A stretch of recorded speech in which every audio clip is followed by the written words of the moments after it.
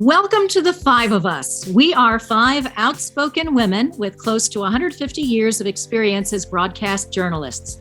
We left our jobs on the very same day, and we are dedicated to helping women avoid the many pitfalls common to the workplace. We've heard from hundreds of people recounting tales of woe on the job, and we have done the research. We're putting it all in a book, and we are here to help. I'm Roma Torrey, and along with Kristen Shaughnessy, Janine Ramirez, Vivian Lee, and Amanda Farinacci, we are the five of us. Well, hi, everyone. We are back. Welcome back to the five of us. I recently came across a quotation or a piece of advice, I guess, that really hit home. And it goes like this. You are the sum of the five people you spend the most time with. And I thought, that speaks volumes, and it's a wise saying. I wish you four were people I'd spend the most time with, but we couldn't make that happen. But if I had, I'd be in very good stead. But anyway, I'm only bringing this up because we want today to discuss the importance of networking and developing a group of people who can enhance our lives and our careers. And it should start at a young age. The summer months are coming up, and a lot of kids are looking ahead to internships with the goal of gaining real work-life experience, and also, hopefully, ideally being able to connect with people who can influence them in a positive way, and inevitably or hopefully get them a good job or allow them to secure a really good job. So we've all had good and bad internships. Unfortunately, in my case, more bad than good, but that's another story. But let's start with the positives. And Amanda, why don't we begin with you and talk about ways to make the most of an internship? Yeah, I think, we kind of have discussed this. We've all had internships. I myself had 2 internships, and my internships were extremely successful in terms of just like setting me on the path to the career and the profession that I wound up in. And I think that's not by mistake. I think that when and obviously this is like 25 plus years ago, was embarking on, finding an internship and figuring out what I would do there, somebody told me one piece of advice. I have some others that are like sort of tangible and more of today's time, but somebody told me one piece of advice at the beginning, which was don't say a lot except when you want to say yes to everything. Which I thought was like, it's kind of a funny piece of advice, right? It's like if somebody says, do you want it? Just before the sentence is finished, you're like, yes. My theory is always just like, you can't figure out what you love until you figure out what you can hate, right? So like the more things that you expose yourself to an internship is ultimately a learning experience. So the more yeses you say, the more experiences you will have. The other part was, internships are learning experiences. So there shouldn't be a lot of me in this, in my estimation. It should be more of, let me watch you. Let me ask you as the experienced person. Let me observe and take, what am I taking away, right? And that, unfortunately, I think is something that's gotten a little lost in the sauce because we think we can all kind of comment on experiences we've had in very recent years with interns who are not quite wallflowers. I'll say that in a nice way. I think there are some other tangibles that you can say. There's advice. If you Google, how do I have a good internship? There's a couple of key things you can do.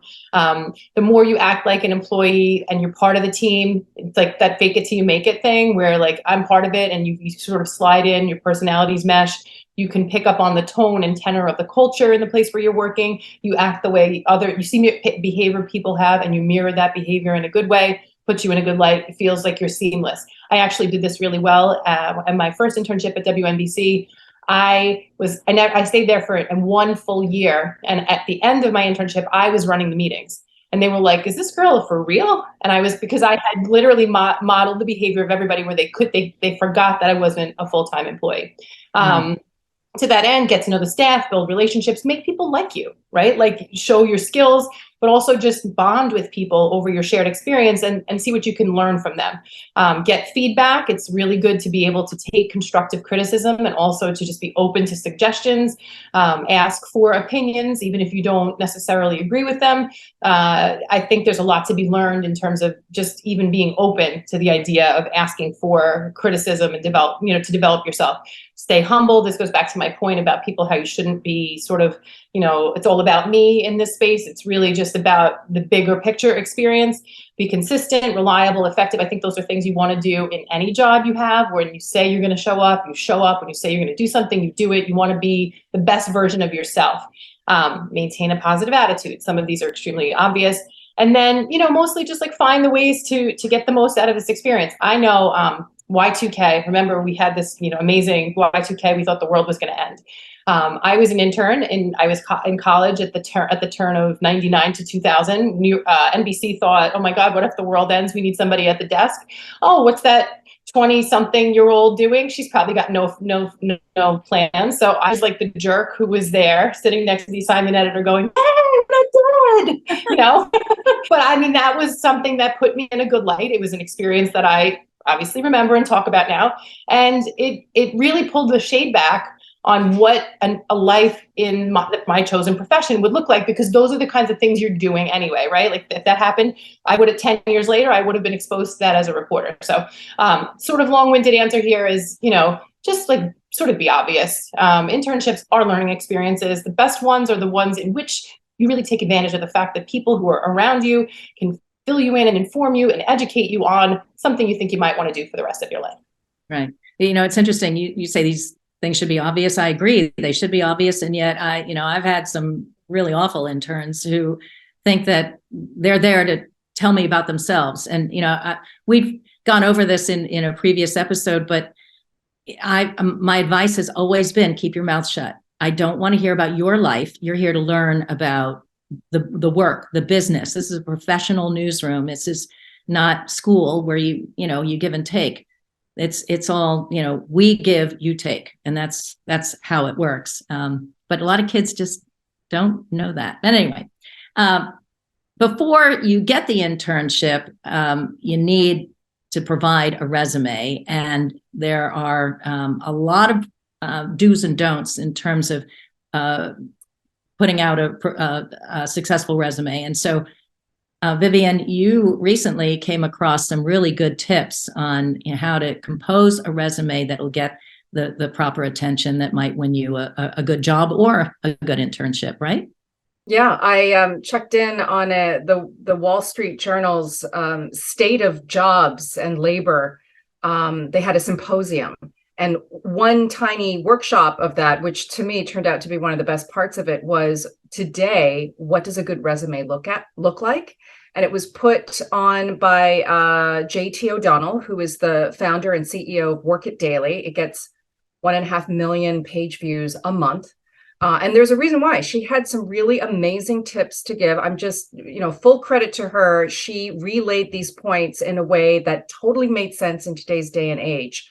So some of her best tips, I don't want to give, away everything because this was her advice, but she said, be aware of the applicant tracking system. There are apps now that do the first scan that HR recruiters will put your resume through because they are looking for keywords to jump out at them based on the job posting that they put out.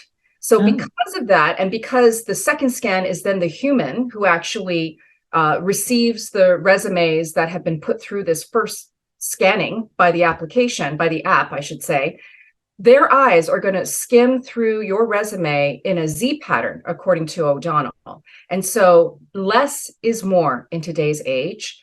Make sure the font is streamlined. Make sure it's no smaller than 11 points. These types of things, if it's too small, if the margins are not big on the edge, it looks fussy. And the first thing that a lot of recruiters think is, if you have too much to say about yourself, one, you're hyping yourself up, you're being too subjective, and you might be too expensive. Wow. So she says to beware of those things. Chat GPT, people talk about, how much it should be relied upon, how much it helps. She said recruiters can recognize it.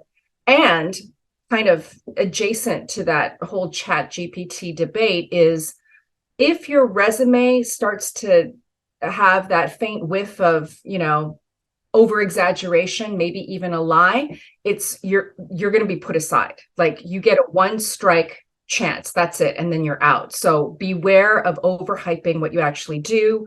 Another thing that she said was where you worked is not as important as what your actual title was. According to O'Donnell, what the title was, what you actually did, and no more than 3 to 5 bullet points for any jobs that you had for 5 years or more, is more important for showing your career progression and what your story is. And on that note, your cover letter is where you try to make your actual emotional connection with the job that you're applying for by talking about what it is about that company's product or service that really connects with you on an emotional level.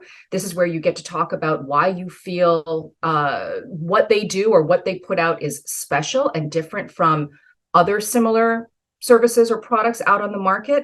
And this is where you get to tell your story. You don't regurgitate your resume. And that advice goes back, decades, but you get to tell your story and it has to be really relevant to the job that you're applying for. One more thing, show, don't tell. Don't just say, for example, she gave this example in the workshop. If you're a receptionist at a company with hundreds of people and 12 phone lines to answer, quantify your experience by calculating exactly how many calls a day you answered, what the peak point of traffic was in the workday, and how many traffic jams you were able to muddle through and get past. Just as a very simple example, she gave that. And also, we've talked about this before when we tackled ageism in the workplace and how you go for jobs or how you relate what your experience is. Don't list anything more than your last 15 years of work, except if there's a job that was more than 15 years back that is really relevant to the job that you're applying for. Right. And if you're older, don't put your age on there, right? Don't mention that you have kids necessarily. She did not mention that, but she did mention that hiring in and of itself is an act of discrimination. So there's all kinds of prejudice and subjectivity that's going to be employed by the person who's screening applicants for the job. And so you should be aware of those certain factors. And yeah, I think for people of a certain age, it definitely is a consideration, not to mention things like, it could work against you if you mention your age. Well, one other thing to consider also, and this is particularly applicable to young people, is your social media profile. And a lot of kids put a lot of stupid stuff on there that, it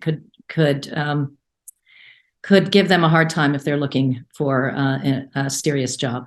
Internships are a good opportunity to develop a group of people that you can hopefully count on as a sort of a networking posse or a crew. And as I mentioned, it starts, very young when the kids are at the student age.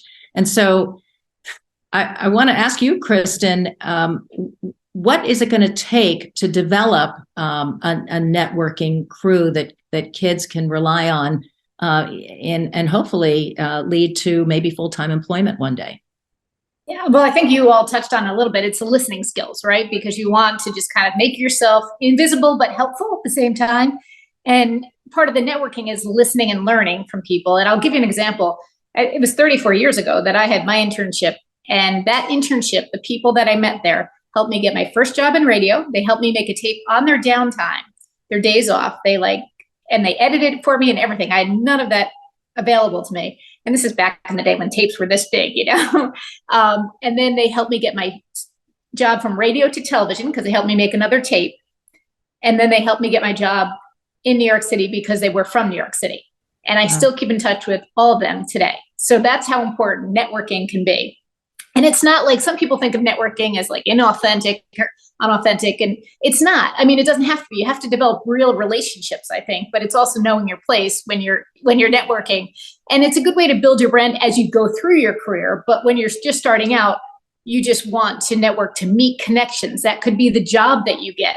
Some of these internships can lead to a job, or they will land you a job right where you are. If you're good enough of a worker and the timing's right, everything has to fall into place. Luck plays a little bit of part of that. If you feel like it's uncomfortable, because obviously you're might be a little intimidating if you're 18, 20 years old and you're up with 30, 40, 50-year-olds who have a lot of experience, although that didn't seem to be a problem for some of the interns recently, but it should be a little intimidating is what I'm saying. It should be, and that's okay. But people are willing to help you because somebody helped them on the way. People want to pay it forward in most businesses. And if they don't, just move on to the next person. There's somebody there in your workplace who wants to help you and who can provide the information you need. But again, it's so important just to listen and to not talk too much. And you want to think about, if it's uncomfortable, you want to think about what you can get out of it as opposed to what you can bring to it. In terms of, again, that goes back to all the listening. I keep saying that there was a thing in terms of how big is networking. She's known as a happiness researcher she's a New York Times bestselling author. He is Sean Anker, and says social connection is the biggest indicator of long-term success and long-term happiness. So that's why just social connection in general, but also networking in jobs, because it's that old saying, right? It's not what you know, it's who you know. And so many times it is, because you may have all the things. Think of how many, like when you look at American Idol, how many people can sing, right? That show's been on forever, but so few make it. And usually it's because they either got found out or they knew somebody and who could get them to the next level. So those would be my tricks and tips. Yeah, I mean, I think the key is, as I said at the outset, the 5 people who you spend the most time with are really important in your lives, and you take so much away from them, and they kind of define you. So you want to surround yourself with quality people who can help you. And now there are a million ways when we're talking about internship. I had a terrible internship when I was younger. And the interesting thing about it is that I stuck with it, even though it was a miserable experience, but I learned a lot from it. And I was working in a television station in Boston, and our boss was just this horrible woman. And, she would come in, she'd have like a coffee cup that she'd put like on top of a file cabinet and forget that she put the cup up there. And then she'd have a tantrum in the middle of, it's very stressful. We were producing a live program, and she would walk into our little office and she'd say, "Who put that coffee cup up there?" And she would, with her arm, swipe it off the top of the thing. And there were like papers, newspapers and all that, and it would all go flying. And then she'd say, "Roma, clean that up," and it was horrible. It really was horrible. But the good news is that she was often so hungover from her dates the night before. I ended up, coming in when I was supposed to come in. I ended up writing the show, and people took notice. And her bosses offered me a job. Unfortunately, I was still in school, and I couldn't take the job. So, I mean, even the bad experiences can lead to some positive outcomes. But when we talk about, now in my case, I had a bad, my internship was bad, but a lot of kids don't capitalize on the opportunities that are given to them. And there are a million ways that kids can screw up, right, Janine? It's amazing that they don't know how to make a really good first impression. And when you screw up that first impression, it kind of seals your fate for the rest of the term.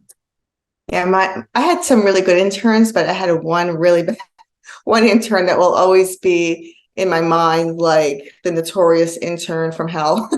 Yeah. And that was the one I was a reporter doing television news. I take her out on a shoot with me, and she asked me can you shoot my stand-up? I like to be in front of the camera and talk in front of the camera. I'm like, okay, like, now I'm shooting her stuff on camera so she could use it for her resume. She's like, "Oh, and can I borrow your lipstick?" Ooh. Oh, okay. You know what? Here, keep it. Don't have it back. But like, that's a terrible impression that she left on me. And I don't know where she is now. We never kept in touch. Don't call me for reference, because that's never going to happen.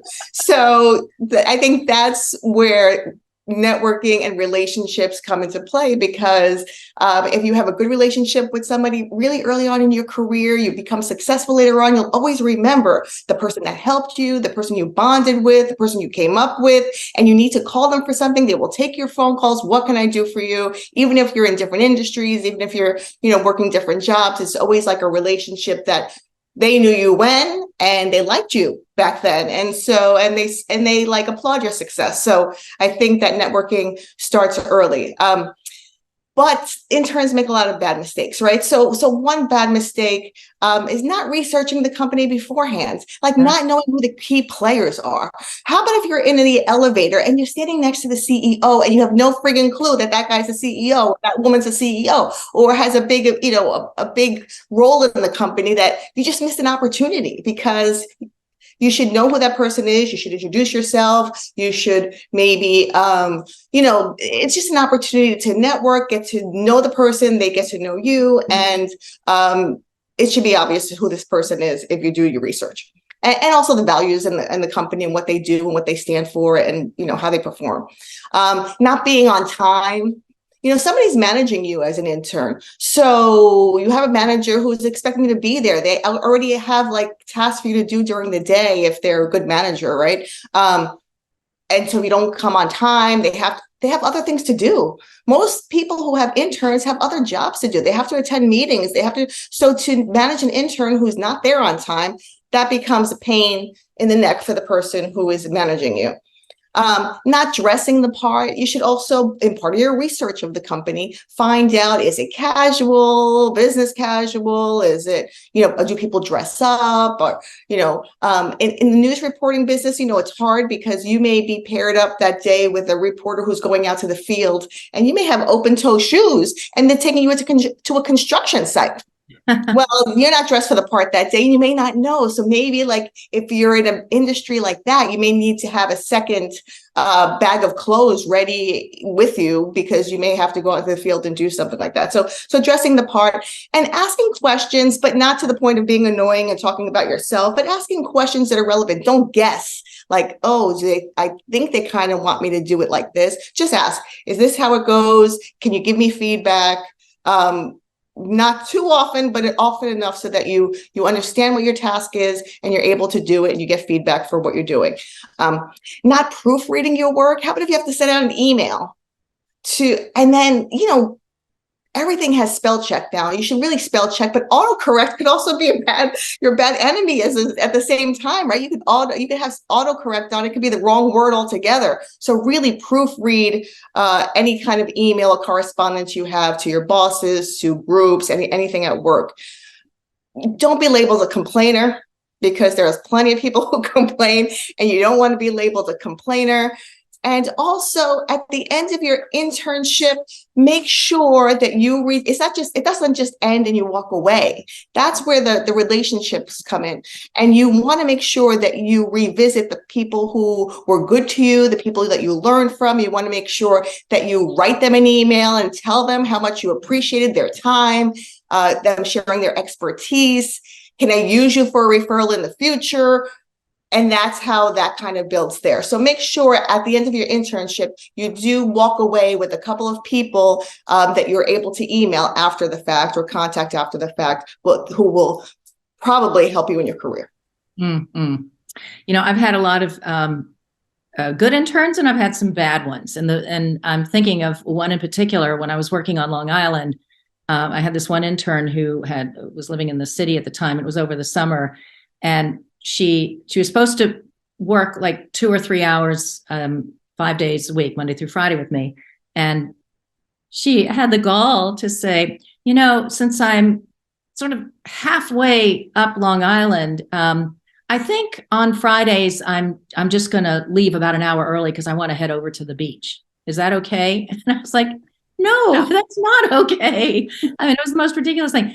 She pulled a lot of stuff, and we ended up, this is ridiculous. We had to fire the intern, because she just wasn't bad when that happens. her end of the bargain.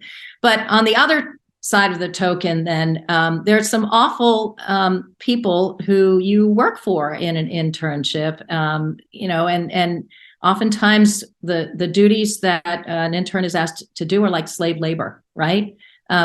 So let me ask you, Vivian, what happens when you walk into a situation where you're being asked to do things that have nothing to do with what you bargained for, what was advertised, and you realize it's a losing proposition? What do you do then? I think that's one of the most common complaints of a bad internship. Like right off the top, I'm the continuous gopher. I'm being told to like clean out a closet or reorganize this stack of books, or just something that is the opposite of what you wanted, which was to learn a new set of skills and some ability to network, which we've been talking about. And an internship really is a place where you should be able to sit in on some meetings. You can't be tagging around after your supervisor all day. But if you notice things like there's no structure to your day, you should request a meeting with your supervisor and maybe sit down and talk about specific things that you want to accomplish, and maybe ask for a specific set of resources that might help you to get through to your goals. If there's too much grunt work and it just keeps on happening even after you raise some concerns that you're doing too much menial labor, one piece of advice is to keep a line of communication open with your college's career center. And in fact, even before you start an internship, make that connection with the career center and try to find somebody who can be an advisor throughout your internship. They can be very helpful. If things start to go a little awry, they can even maybe advocate for you.